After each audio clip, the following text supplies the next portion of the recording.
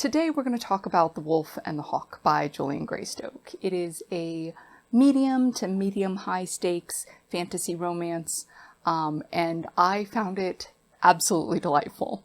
The story's about Rion, who is being sent to marry a king in one of the 9 kingdoms. So she's grown up in tents and on horseback, and she's being sent to live within these stone walls. She takes with her her 2 childhood friends, who are both berserkers and also kind of rowdy and there to both protect her and also to pay tribute to her new husband, who's the king. So you've got Scrag, who's this big, rowdy, ruffian sort of fellow, and Aesra, who is more stoic and a little more reserved, and each of them has their strengths and weaknesses, and I really, really enjoyed the interplay and the banter and the friendship in between these 3 characters. It was absolutely delightful to read. Before we get too much further into this, if you would please take a moment to like the video and subscribe to the channel. As a smaller creator, things like that really help me out, so thank you for taking the time to do it. Next, I'd like to go over the plot. It will include spoilers, so if you're sensitive to that sort of thing, or if you haven't read this book yet, make sure that you skip down to the next summary timestamp below. I'll make sure that the spoiler part is really clearly marked. Okay, so Rion is being sent to marry Xander, who makes it very clear shortly after their wedding that he didn't pick her, his father did, and he's not entirely thrilled about the fact that she's there. Not just that his father's picked a bride for him, who's big and rough and tumble and brutal, in a way that he feels like his father's sabotaging him, but also this woman is a tactician. She's a raid leader.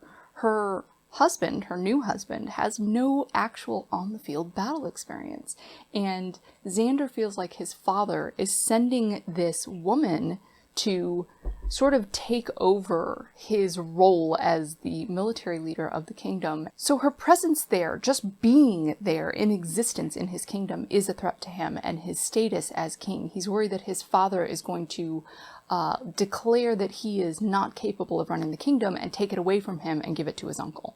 So Xander's very touchy about what Rion is allowed to do and what she's allowed to get involved in, which is very, very difficult for her because she's used to being in charge. And at first she's really mad about it. You know, she's hurt because she was going there thinking like, we will find some way to make this work. We'll find some companionship. We'll find some measure of affection for one another. And we're going to build a life together.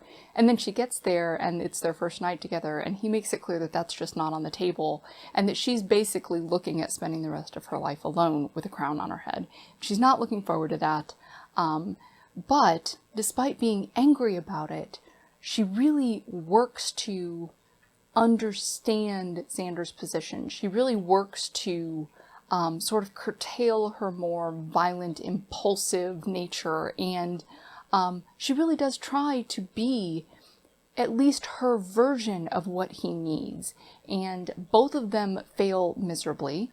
She fails at being his lady wife, and he fails at being a military leader.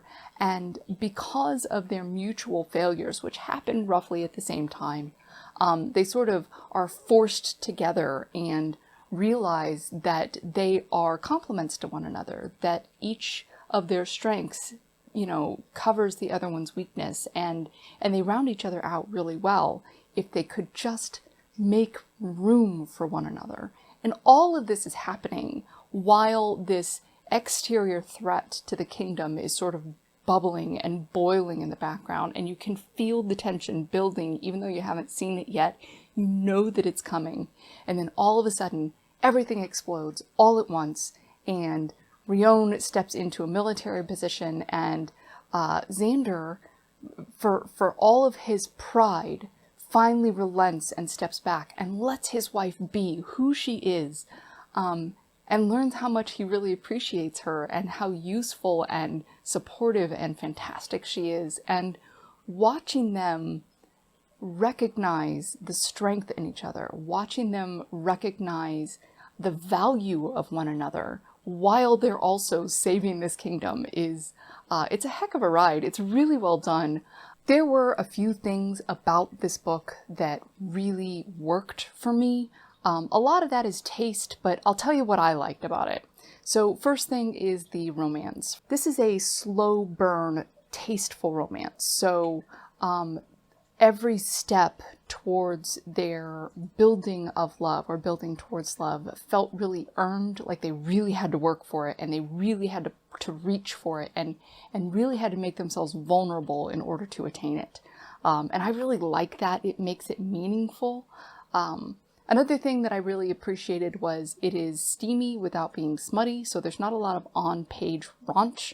In fact, I wouldn't say there's any on-page raunch. There's kissing and touching, and it's very clear that they're having sex, but it's not detailed, tab A into slot B sort of stuff, and that really works for me.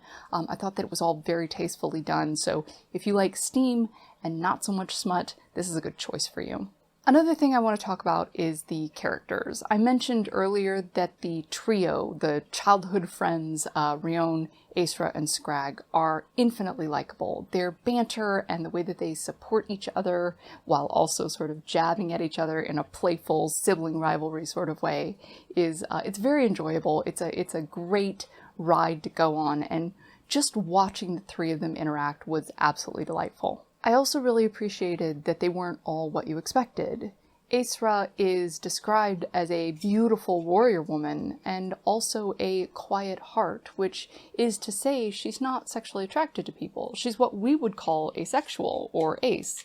And it's all very subtle. It's not in your face. It's not a political statement. It is just a natural description of who the character is in her soul. So I thought that was great. I liked Scrag's sort of more volatile, rowdy personality, and I really appreciated the character of Rionne.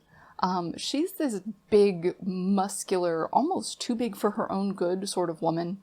She's got these great, muscular, bunched shoulders and tattoos all over her because, she's got all these tattoos for tribal accomplishments that she's earned among her own people. And because of that, she's very out of place in this sort of refined, soft, civilized silks and satins environment that she's been thrust into. And rather than tear through it or crash through it like a bull in a china shop, she pulls back and she makes a tremendous effort at approaching situations with care and concern.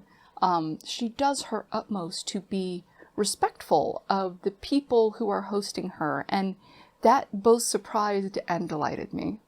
I also really appreciated Xander's sort of over-the-top pride and then his slow opening over time, how you can see him sort of, you can see them wearing each other down and sort of maneuvering around each other and getting to know each other, but in a very tentative, like, I'm not sure I'm wanting to be vulnerable to you sort of way.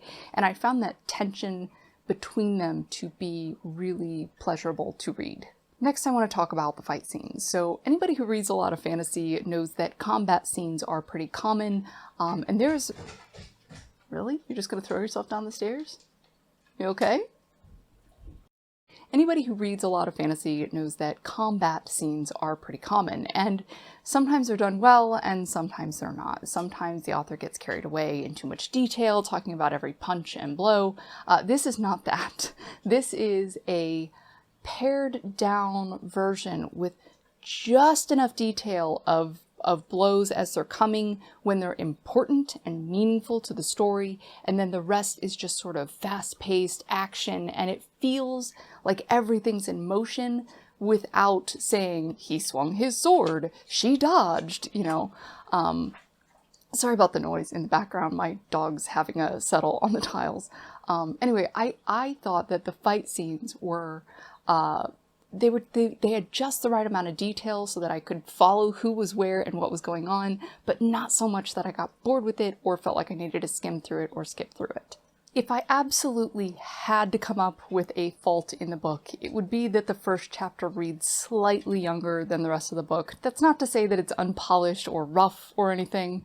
but the prose leads you to believe that the book is written a little younger than it actually is. I don't think that's misleading. I think it's just a thing that kind of happens sometimes. I know from writing my own books that authors tend to go over the first chapter over and over and over again because hooking your audience in that first chapter is really important. So I have a feeling it's just a little over-polished, but the author's writing style is really smooth and easy to read. The prose don't get in the way of the story, which is really nice. And I would, if I had to come up with a criticism, it would just be that the first chapter reads slightly younger than the rest of it. But again, it didn't detract from my enjoyment of the book.